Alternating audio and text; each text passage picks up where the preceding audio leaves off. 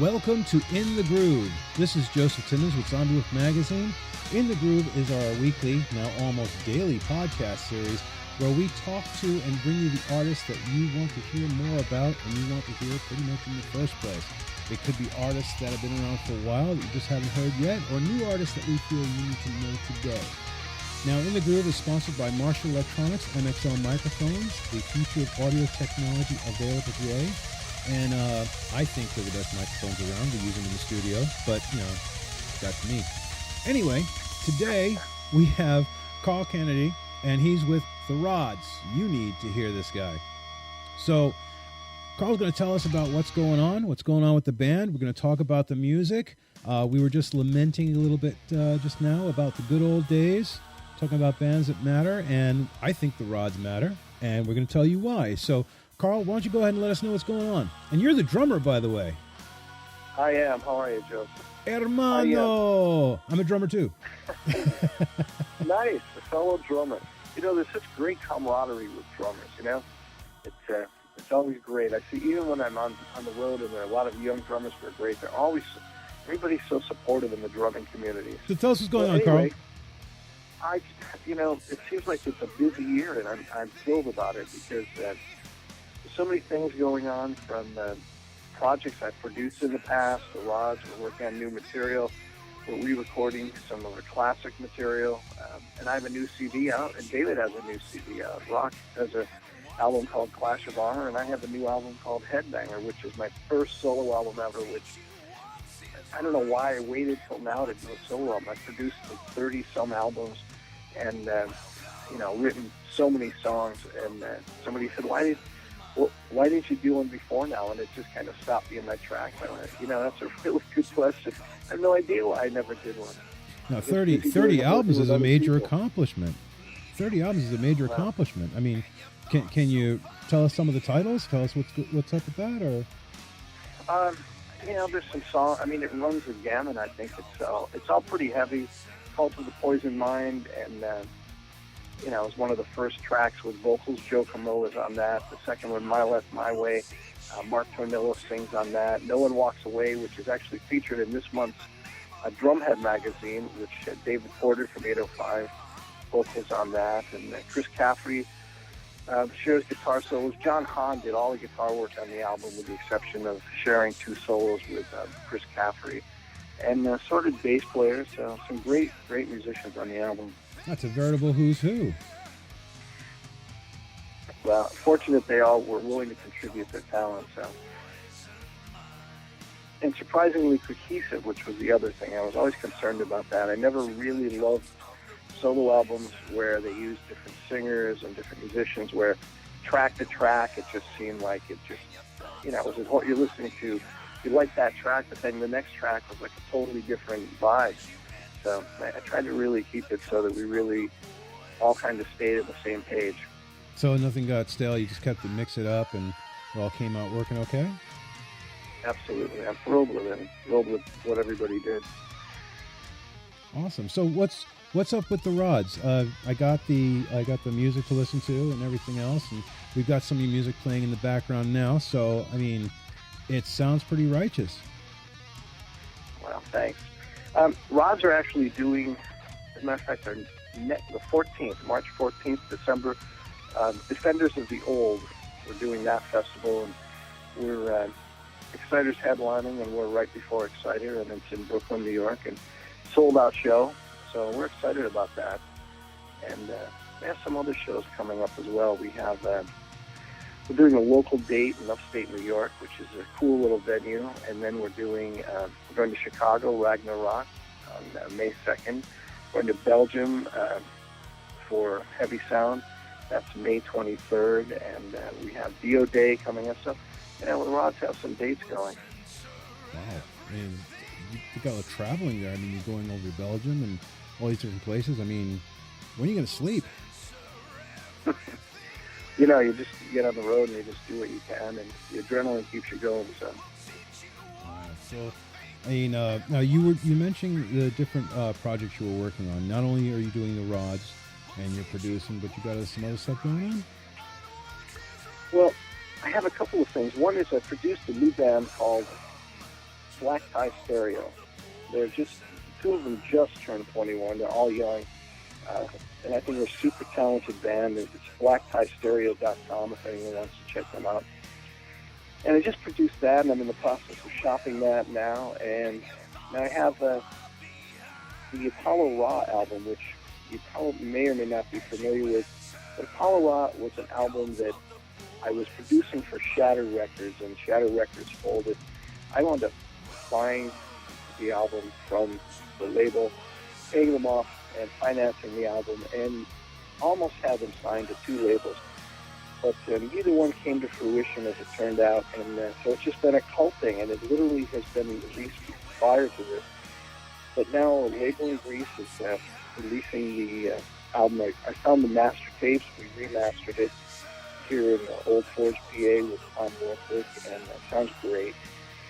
And they're doing a whole package: vinyl, CD, and they're doing a shirt as well. So they're putting a whole package together. So I'm excited about that. And then another band I've worked with, St. James. We're in the process of putting their stuff together and going to look for a label and or just release it on our own. So, and then a couple of other things in the works that I can't talk about at the moment. But I understand. I mean, there's certain things you gotta keep secret. Keep us coming back for more. But I got a couple questions to ask you, and our interview podcasts, they're not just, tell us about the band, tell us about the music, play some tracks, and that's it. I try to ask different artists their opinions on different things, and hopefully I don't put you in a hot seat, or, you just look at me like, who the F is this guy to ask me that question? But I'm sure you get a lot of guys asking you some of the really dumbest questions, and I'm among them. So the music industry has gone through a lot of transformations, some good, some not so good. But one thing is the resurgence of vinyl. I'm a record collector. I love vinyl. I love the sound coming off of vinyl. And when I was a drummer in a band back in the 80s when I had hair, the whole thing was you wanted to have that big black disc. You wanted your name on those lines in the back of the label. I mean, that was how you felt you made it. And now there are a lot of indie labels popping up. A lot of the major labels starting to do vinyl again because they see the indie labels making money off of it.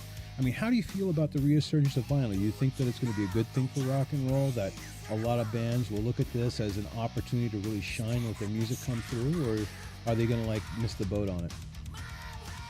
I actually think it's a great thing. It seems to be growing in popularity. I mean, anybody who's listened to A/B CD versus vinyl, same sound system, there's no comparison. Vinyl is warmer. It just sounds great. It's more open.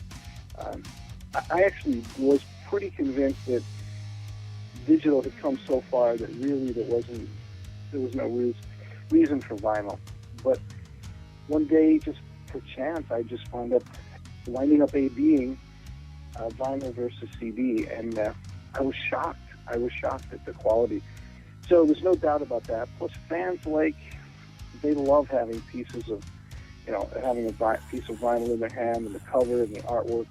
I mean, that was what I remember as a kid when I first started playing. Vinyl was cool, and the album cover, and I would read everything. Who published this? I didn't even know what publishing was, but I wanted to know what company it was.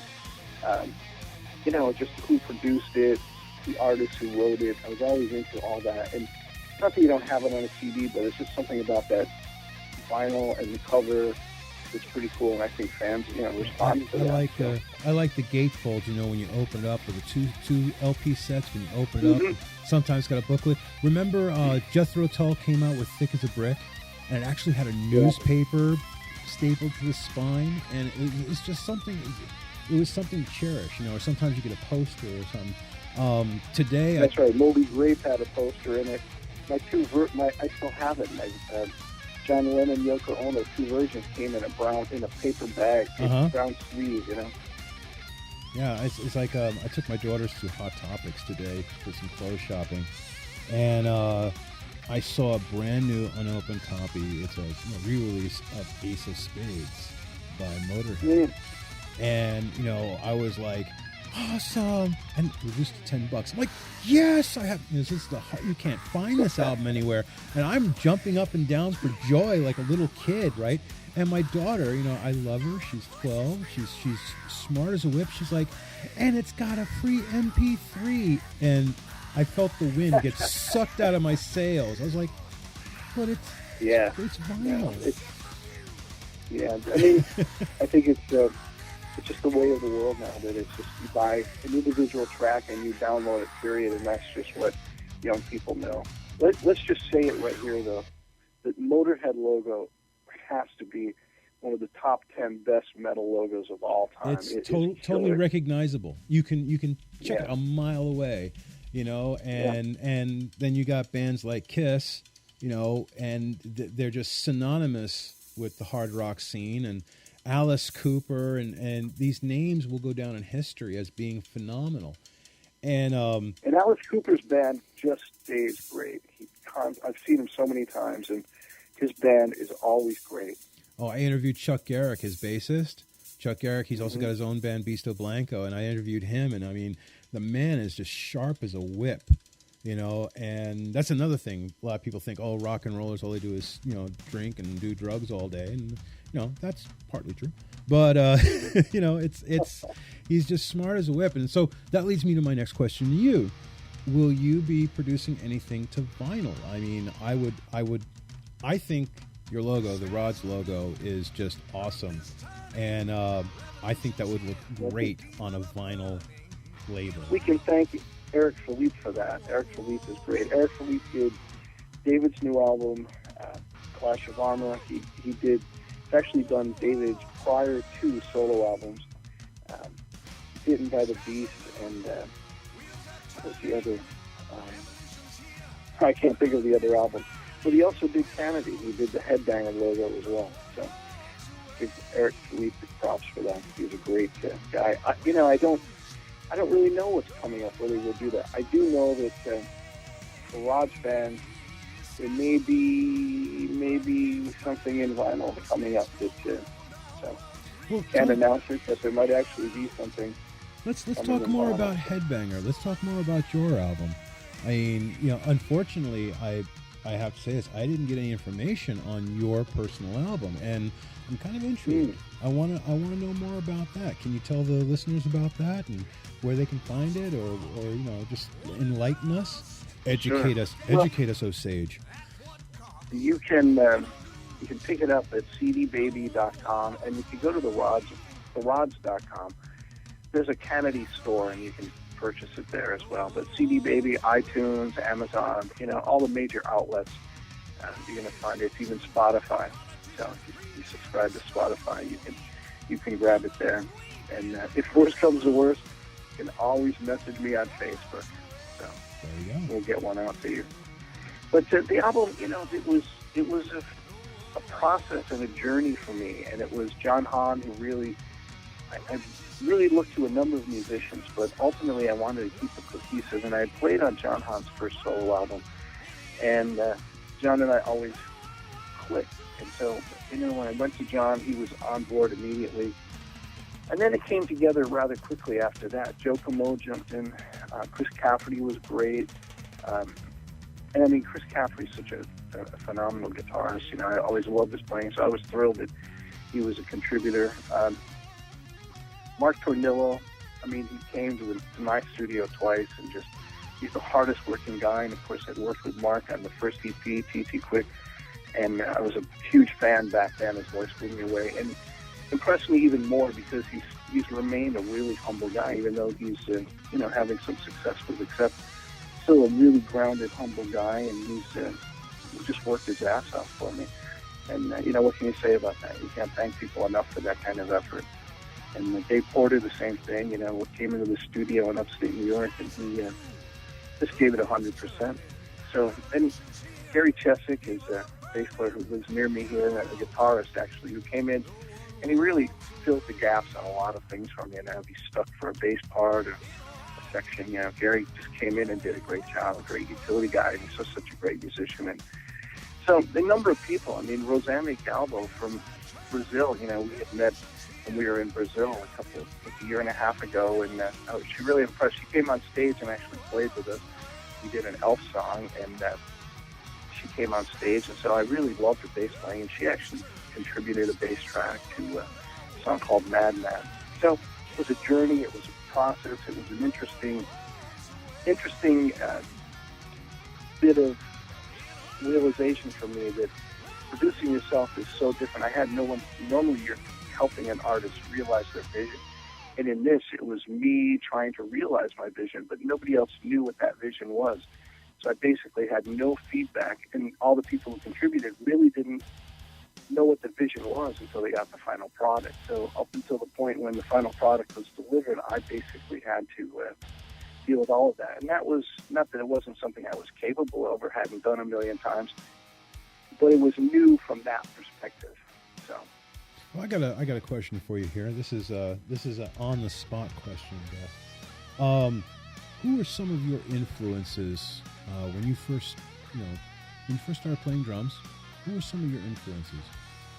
Well, I think early on, the big, I listened to, I think one of the first albums that made me want to play my drums really hard was All the Day and All the Night, the way the snare drum sounded, and it was just that single stroke roll that he plays. And I just recently learned that it was Bobby Graham who played that. I never knew who the drummer was, but there were a number of things that influenced me, but it was really a lot of the British guys, Mitch Mitchell, Keith Moon, Ginger Baker. But awesome. They're great guys. But Carmine Appice was a huge influence, and I wound up being able to take lessons from Carmine. I was fortunate enough to be able to take lessons from him when he was teaching in Long Island, and had his two sports cars, and Carmine it really changed my drumming. And then after that, about a year after I stopped taking from Carmine, I was able to, my friend Billy Hilfiger actually hooked me up with Tony Williams. And that's something that, as a producer, I've kept some of the things.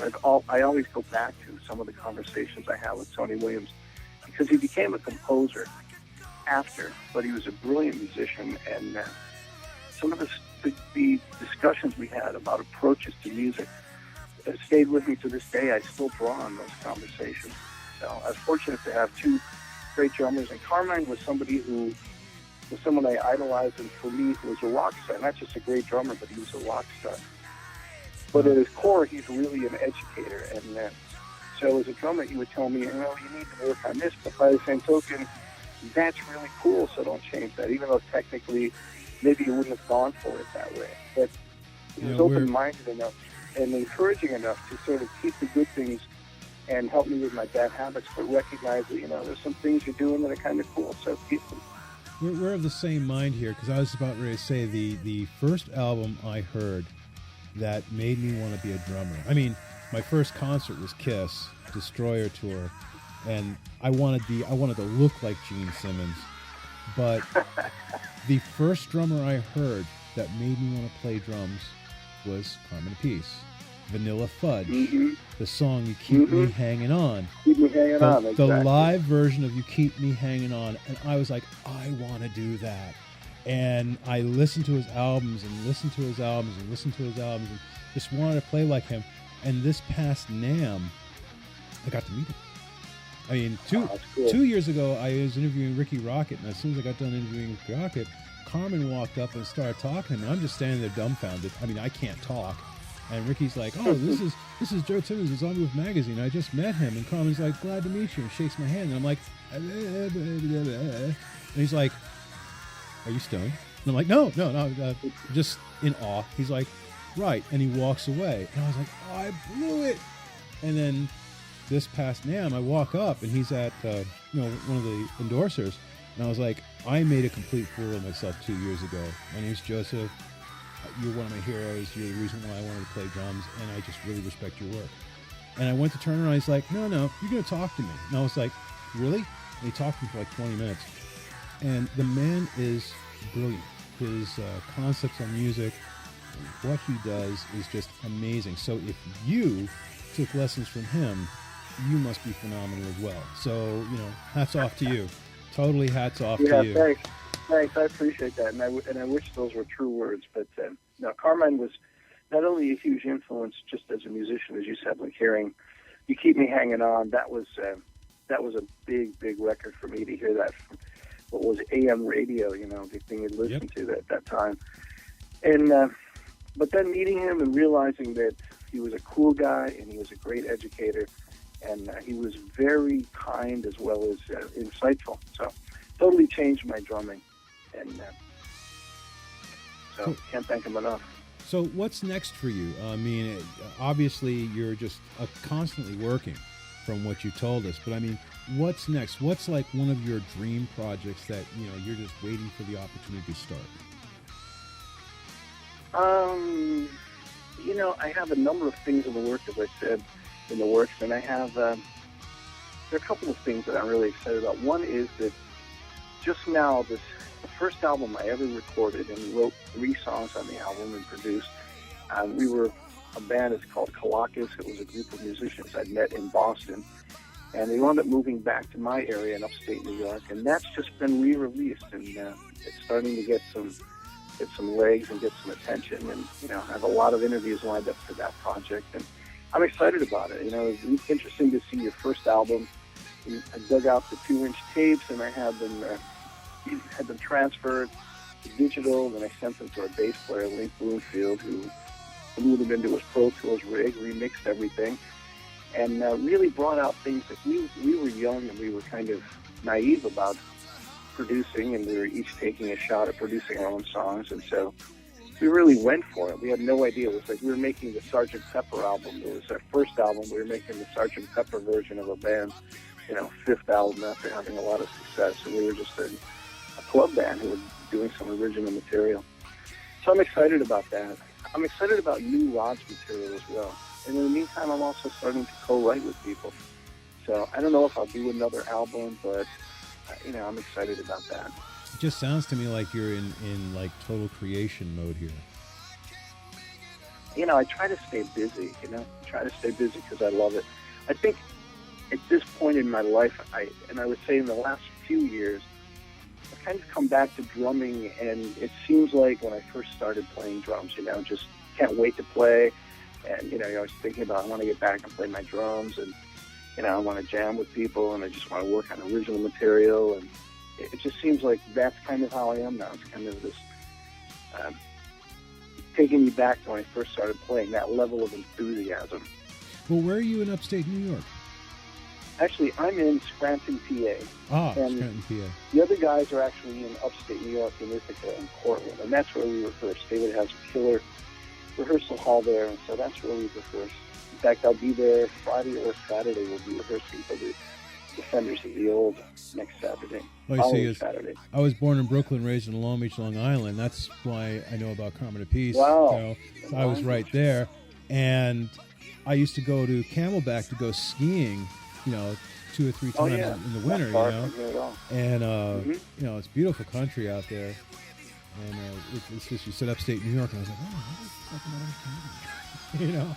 I used to go up there and hang out. But so we've covered a lot of topics here. It's just amazing. I could probably talk to you for hours, but you do have to sleep. You're on the East Coast, so is there anything? It's only 11 here, so we're good. Well, only 11, but then I've got to mix all this down, so Yeah, no, I know you got a lot of work. But it's nothing compared to the work you're doing, and this is where I'm going to take this opportunity to talk to our readers. I do this every episode, and I hope you don't mind listening to banter. But get to the show. There are a lot of people out there, they'll spend $5 for a cup of coffee, but they won't, pay $3.99 to download an album from Bandcamp and pay the artist what they're worth. They're worth a lot more than $3.99. They're worth more than the $10, the $15, whatever they're charging for their album. It's worth 3 times as much. Don't just download it. Don't rip copies. Don't, say, hey, load this to my iPod, man. Buy the album, get to the show, buy the tickets, support your local music scene, support the national music scene, support artists like Carl and everybody we've talked to in the past, because without them, it would not be a musical world at all. So I try to tell people that they need to get to the show. They need to get out and support the artist because, one of the bad things about the whole digital music movement is it's made it too easy to get a hold of music. In my day, we used to make cassettes. It took time. You had to make these perfect mixes. Now they're just like downloading the whole album in a matter of seconds, and the artist isn't seeing anything from it. So I try to remind everybody during each show. It's interesting that you say that, and I think there's a good point to that. And I actually had a discussion with my daughter about that. We were talking about, and I Really Need You Now. It's the country band. I can't think of them now. But they had like 3 million hits on Pandora or something crazy, and it resulted in a check for them of $1,500, and just crazy little, such little money. And we were talking about Taylor Swift choosing not to go with Spotify because they paid so little. But and she said, "Well, I don't get it. I don't care. Taylor Swift has a ton of money." But I said, you have to look at it from the other side. It's not the major artists because they have income streams. So many streams of revenue coming to them, touring, merchandise, etc., endorsements. But it's small artists like myself. They're the ones who are really kind of hurt when they don't get that, when the music is just downloaded for free. But I'm all for people hearing the music, but I agree with you that there's a certain point where, artists need some support because it's the small indie artists who really suffer from I have a newfound love and respect for Bandcamp. If you're familiar with Bandcamp, it's like one of the largest outlets where independent bands and artists can put their albums up and actually see some benefit from their work. And I give them free mentions whenever I can because they're just really coming out for the artists. So, if you haven't considered putting your stuff on Bandcamp, please do because it is just becoming. I'll actually look into that. I'm not familiar with it, but it sounds like a great thing. Yeah, check out Bandcamp because, they have an option where you can pay what you want for the album. So, if you want to pay $1, you can pay $1. If you want to pay $10, pay $10. But if you, want your album, what it is, people buy the CD and they get a free download, or they buy the vinyl copy, they get a free download, or they get a t-shirt and the album, they get a free download. So you're actually getting a lot for your money, a lot of value as a consumer, but as an artist, you're really getting your information out there because you can share the links and you can embed it on your websites and people can hear your music all over the world at the same time. It's amazing. But this is about you, not Bandcamp. That's cool. No, I love that. I actually pulled it up. I'm going to look into it. Yeah, please do. So is there anything you want to tell our readers before we go ahead and cut for the night? I think the biggest thing is that when we do shows, it's great when people come and say hi. A lot of times I think people are sometimes afraid or intimidated, to come and say hi. But the one thing that I think the three of us have really come to love is that for a long time we didn't realize that we had fans around the world and people just enjoy the band. And, it's always great saying hi and meeting people. And, a lot of times when I'm going to dinner with people or hanging out with them, and some of them become friends. We go to different countries, we hang with them. So, don't be afraid to come and say hi. We really appreciate the support, and we really like meeting, people that are into our music. Excellent. Most excellent. So, once again, Carl, I would like to say thank you for being on In the Groove with me, Joseph Timmons, and Zombie Wolf Magazine. Once again, In the Groove is sponsored by Marshall Electronics, MXL Microphones, the future of audio technology available today. So, everybody, go ahead and share this podcast out. And you can look for more information about the Rods and Carl Canedy and all of his work on our site. And also you'll find on this post all that information. But once again, buy his albums, get out to the shows, support him, support the Rods, and live a more musical life. This is Joseph Timmons with In the Groove, and I will see you later.